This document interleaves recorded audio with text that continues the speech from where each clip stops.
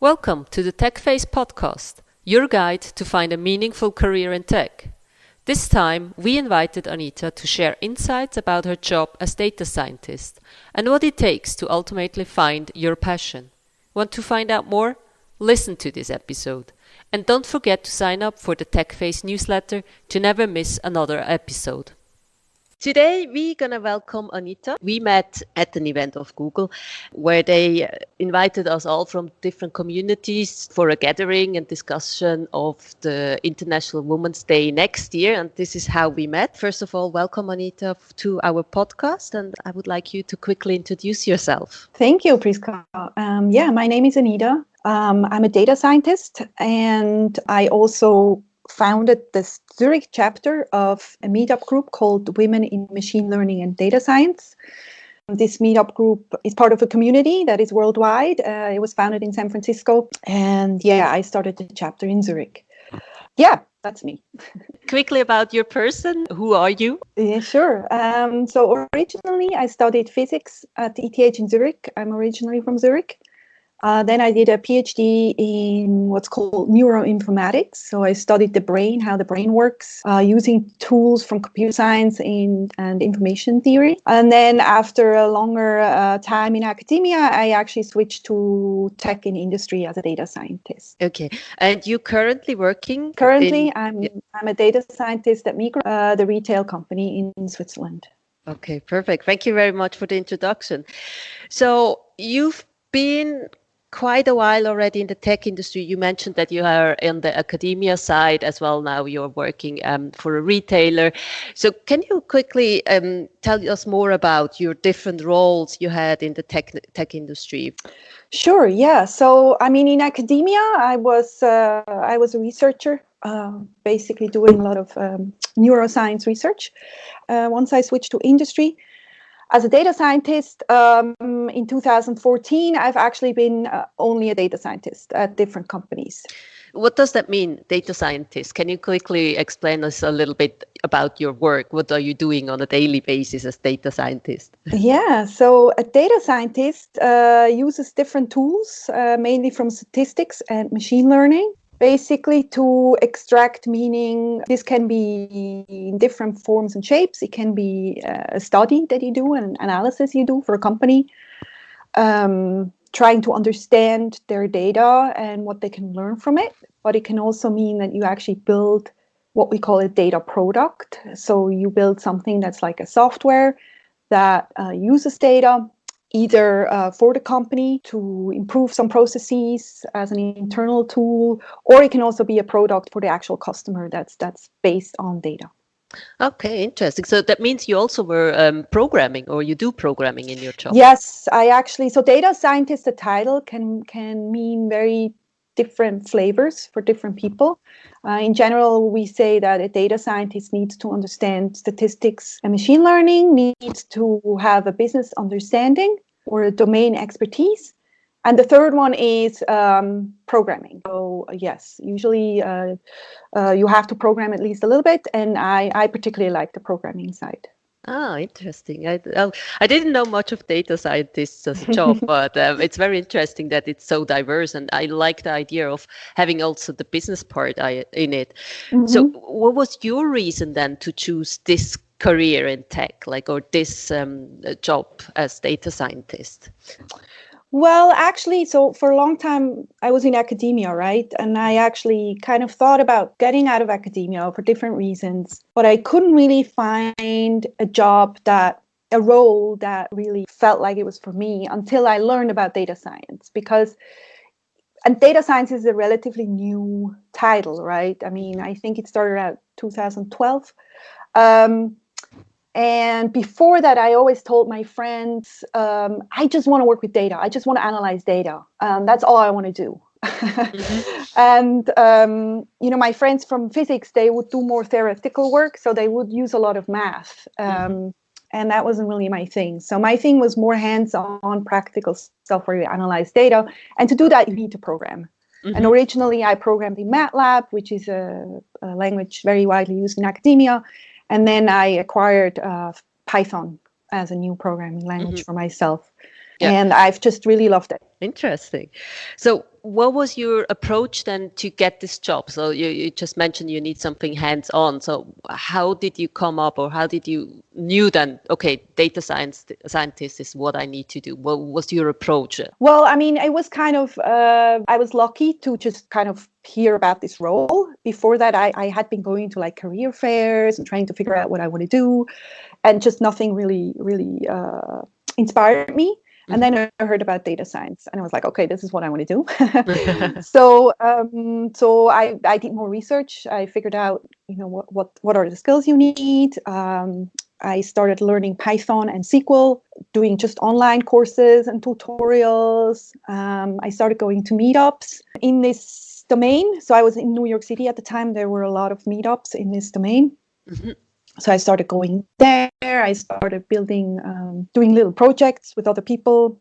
And finally, I actually heard of a fellowship, a data science fellowship. It's called Inside Data Science. And it was the first batch in New York, and I applied for it. And luckily, I got in. So that was a great experience. And that helped me a lot to land my first job as a data scientist. Oh, that sounds interesting. Can you tell us a little bit more about this fellowship? What was the requirements you needed to get or to apply for it? And for this particular one, it only run in the US. I think now it was in Canada.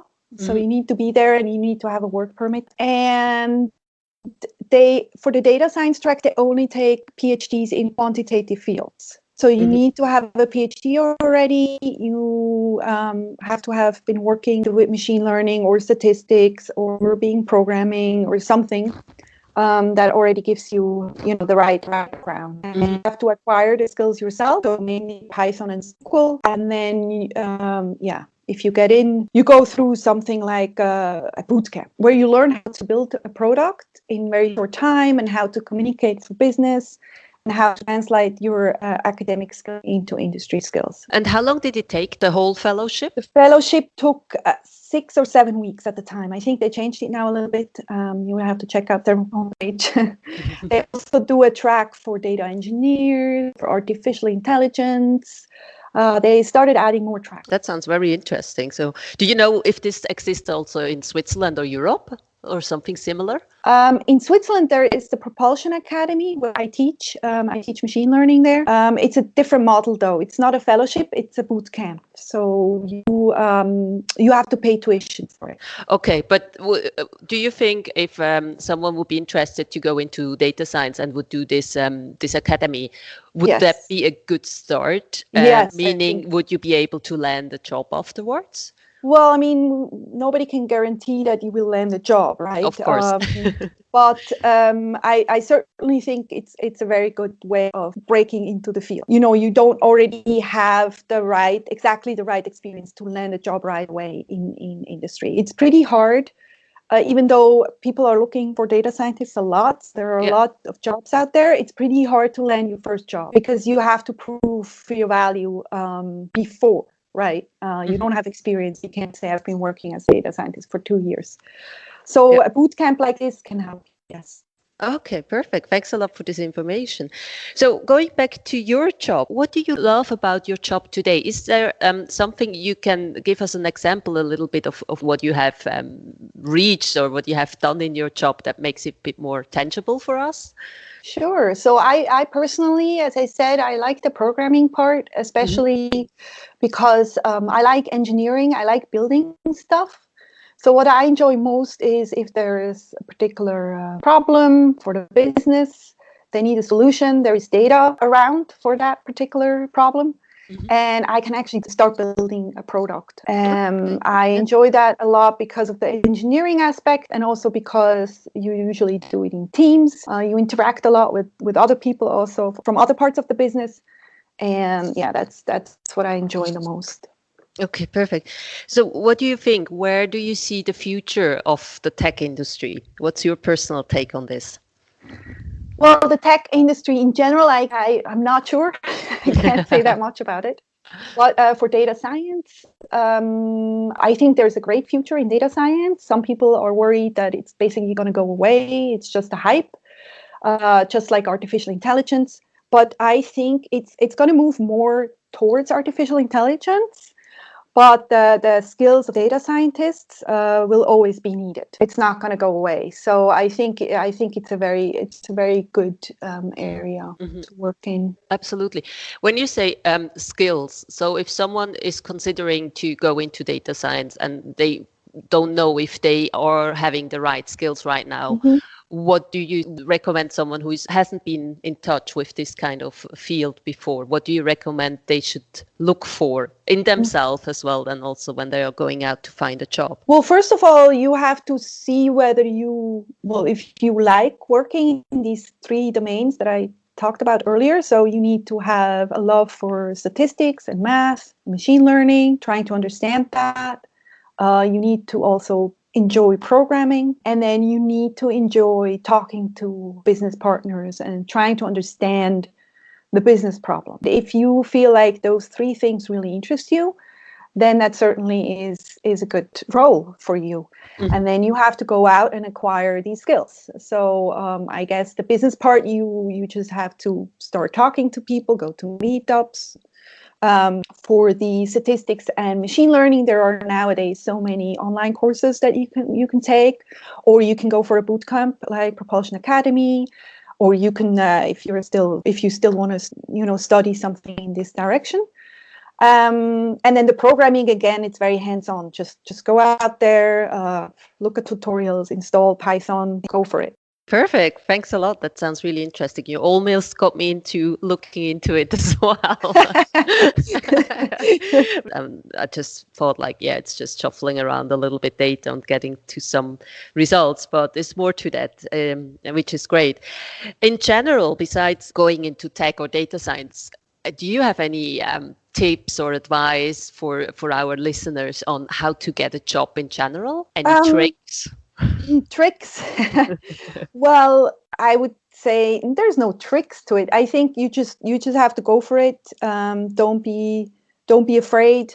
I would treat it like any project that you're working in an agile matter with. So don't be afraid to fail. Iterate. Try something. Research.